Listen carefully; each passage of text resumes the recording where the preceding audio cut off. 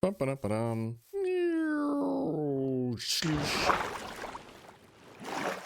Frank! Frank, Frank, Frank, Frank, Frank, Frank! Gotta find Frank, gotta find Frank. It's Frank! Oh yeah, he's up in his new office. I gotta go up here. Let's see, where is he? Where is he? Frank! I got one for you, buddy. You know, I took my dog to the park the other day, and the ducks tried to bite him. Yeah, I guess that's what I get for buying a purebred dog.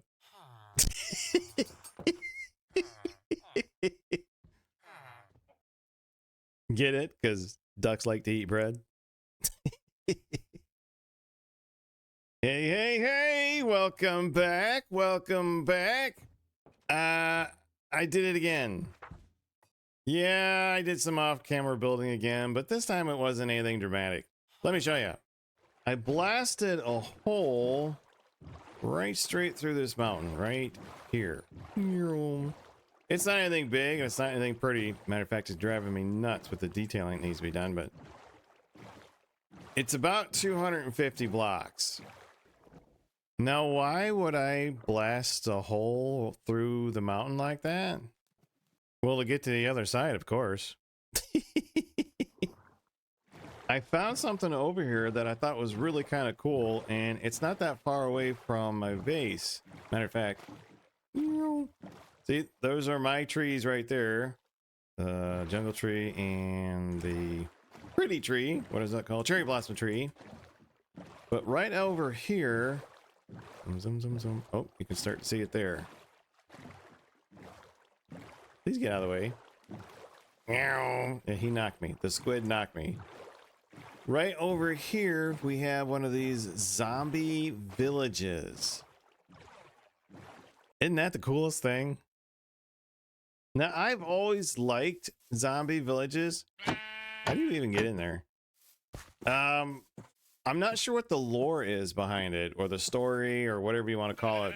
Was there like an evil wandering trader that sold them something bad? Is it cursed, or, you know, what's the deal? But none of these things have doors on them. That's kind of interesting. And I was over here last time just checking it out, and he got into a boat with... Oh, are you kidding me? What kind of a sheep jumps into a boat with a zombie villager? But anyhow, yeah, we got one. Now, originally, I was gonna repair everything and cure a couple of zombie villagers and kind of put it all back together. But as you can see, it's kind of big, right? And I'm okay with big, but the reason I was scouting is I was going to make a totem village. In other words, I wanted a village that I could make super secure, start a raid, walk through the nether portal, and come over here and earn my totems. And I don't think this is going to work out for that. It's just too big. I really only wanted 6 to 8 villagers. And I suppose I could bring it down, but the more I look at it, the more I think it would be a shame to kind of ruin it. I think I'll take a few trees out and make it like a tourist attraction. I kind of like it spooky. Does that make me weird? Since when do I worry about being weird? So I think that's what we're going to do. We're going to build ourselves a totem village, which means it has to be super secure, and it's got to be in view of this beautifully haunted ghost town. Yep, I'm weird, but some of you are too. Otherwise, there wouldn't be a market for scary movies, would there? So now that we have a game plan, what do you say?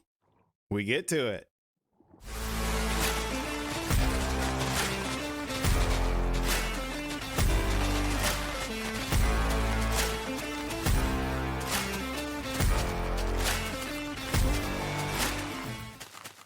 You know, it always kind of gets me how you can take a 45-minute grind session and condense it into 15 seconds.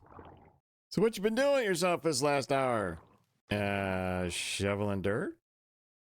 But take a look at this, guys. Boom! That's what she's gonna look like. At least that's the plan, anyhow. What? What are you doing? I don't think Chicken believes me. Yeah, well, let's do another progress report and see how that works out. All right, guys, we are back and we have made a lot of progress. Dun, dun, dun, dun, dun, dun. So we've basically got the structure part done. I got to put some fences up top. I got to put some gardens inside. And if you remember, here, let me show you. Boink. There's a whole lot of stuff that goes on here yet. Whole lot of building that's got to be done. But I'm very happy with the progress that's been made. It's slow going, but we are definitely making progress. We've got some rooms over here for these guys. I settled on 6 beds. That should give me enough.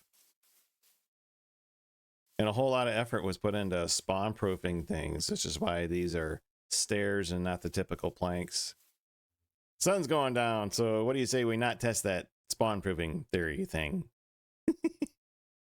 But I have another giant tree to build, so you know what that means? I'll check back with you in 15 seconds.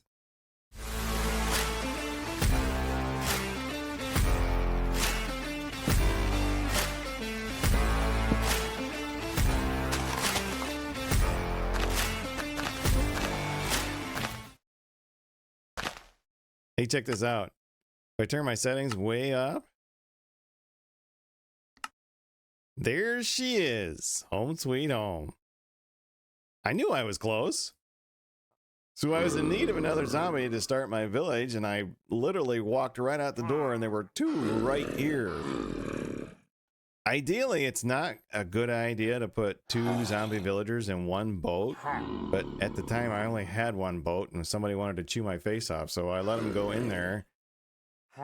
What generally happens, though, is villager number 1 gets cured and villager number 2 hasn't been cured, so he bites villager number 1, which turns him back into a zombie. Then villager number 2 finally cures, and villager number 1's like, ah, back at you, pal, and he gets turned back into a zombie. So what you end up with is a mess. But I'm wondering if I let these guys aggro on me, if when the villagers turn, they don't bite each other. In other words, they're so focused on wanting to eat me, they don't notice each other. Problem is, I have to stand here for a long, long time, and I'm always worried about somebody sneaking up behind me like a creeper. So I guess we'll just be standing here for a minute. And now to promote my other favorite addiction, A Righteous Fury. Available on Amazon and EPUB. Links below.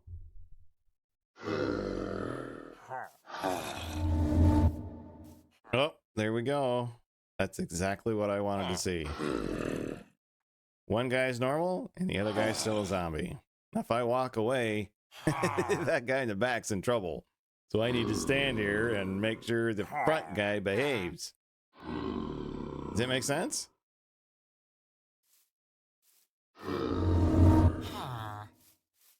Here we go, guys. 2 normal villagers.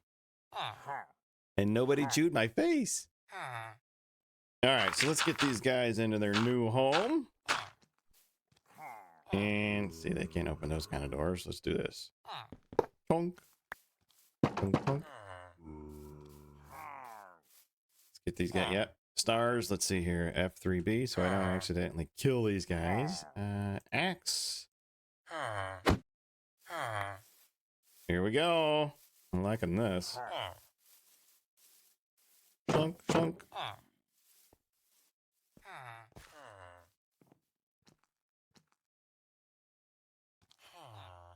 Well, that was incredibly difficult.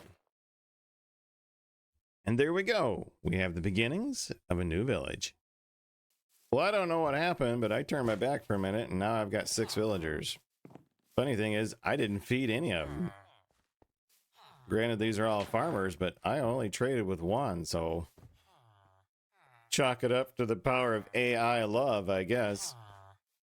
But we have made a lot of progress. Let me do free cam here for a second. So this is what we got. We've got a little sort of, I don't know, what do you call this? A grid-like pattern. And you could see like on that end, there's a 3-wide entrance and Mr. Iron Golem waiting for him on the other side. There is a solid fence that goes all the way around the perimeter, so they can't get right up to the wall. But then invokers don't really need to get up to the wall. They just need to get close. And that's my major concern. I'll be honest with you, I have no idea if this is going to work or not. But I think it's time we give it a shot. You guys want to do a test run?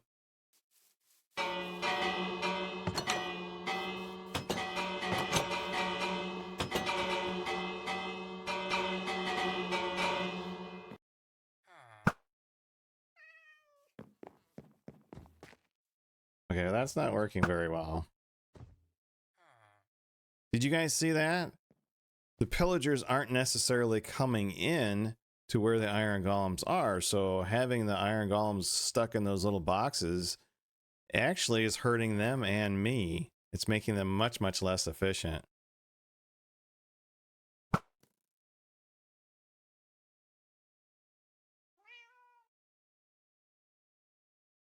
Ooh, I like that. Box them in.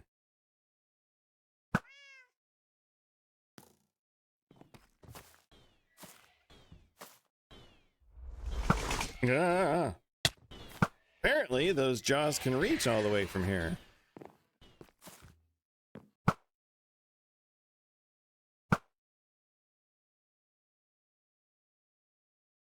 And we're done. Well, all in all, I think that was a pretty good test run. We learned quite a bit. There's some definite things that need to be improved, but we got 4 totems and we didn't die. I definitely need to make a few changes regarding this layout here. I think the center one in particular needs to be moved out a little bit farther because the jaws can reach.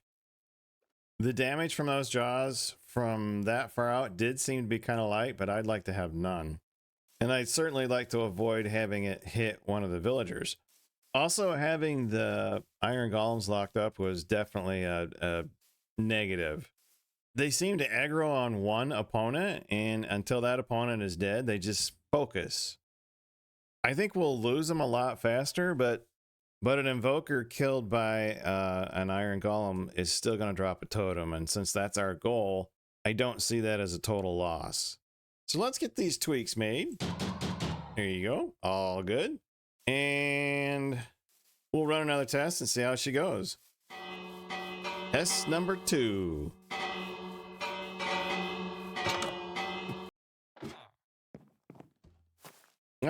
Well, that was quick. Just got out of bed and it's already over.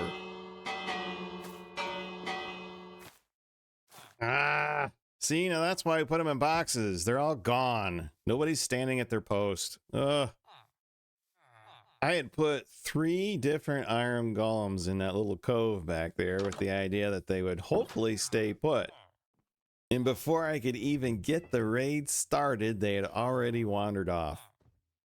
What are you hanging out over here for? Everybody's over here. Ugh.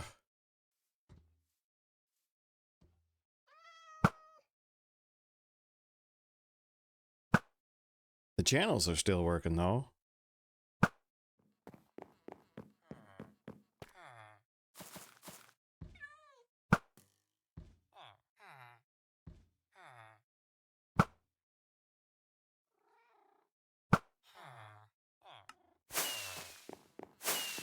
Test complete.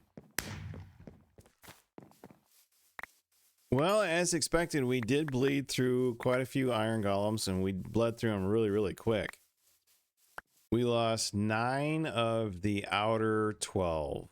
Now, that would probably change if I was to, like, double them up, if I was to add a whole lot more. In other words, when you get down to be the last iron golem, you really don't have that much of a chance. But if you've got a bunch of buddies to spread the damage, then you tend to last longer. So let's talk about the obvious. Is this design more efficient than a typical raid farm? No, not even close. Is it much more fun? Absolutely. Absolutely no comparison. Chasing these guys around and shooting them with the bow is a whole lot more enjoyable. than sitting there and swiping at feet. And once we get our wings, I think this is going to be even more enjoyable because we can do Scar's hot guy routine. After all, isn't that what we're playing the game for? To have fun? That's what I'm playing the game for. Well, there is one more thing we need to do to make this episode complete, and that is to add some spooky lighting to my haunted village.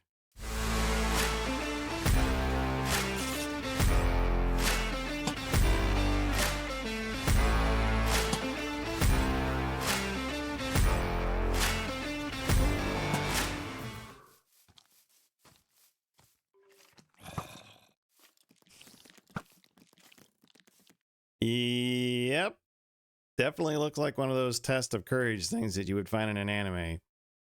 If you found value in this visual escapade, then please give me a thumbs up. Subscribe, share, all the above. I'm new to this YouTube thing, and that really, really helps. And remember, guys, when you're building a world, find a way to treasure the process and build it your way. Thanks for watching, everybody.